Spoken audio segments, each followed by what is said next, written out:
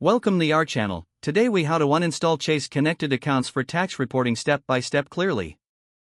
To begin uninstalling Chase connected accounts for tax reporting, log in to your Chase account. Once logged in, navigate to the account settings or profile section.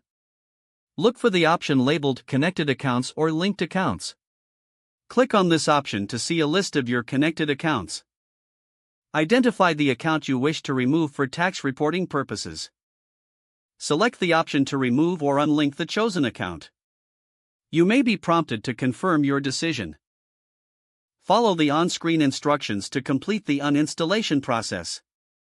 After successfully removing the account, check for any confirmation notifications. Review your tax reporting settings to ensure the changes are reflected. If necessary, repeat the process for any additional connected accounts. Once all unwanted accounts are removed, log out of your Chase account. Make sure to revisit your tax reporting settings periodically to keep them up to date.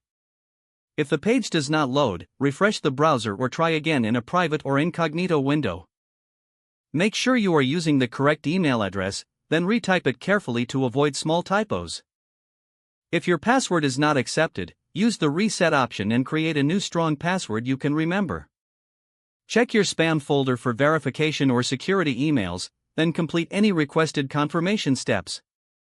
Enable two-factor authentication if available to improve account security and reduce unauthorized access risk. After signing in, review your profile details so your contact information and settings are accurate and current. If you see an error message, note it down and try again after restarting your device and internet connection. Log out when you finish, especially on shared devices, to keep your account and payment information secure. If the page does not load, refresh the browser or try again in a private or incognito window. Make sure you are using the correct email address, then retype it carefully to avoid small typos.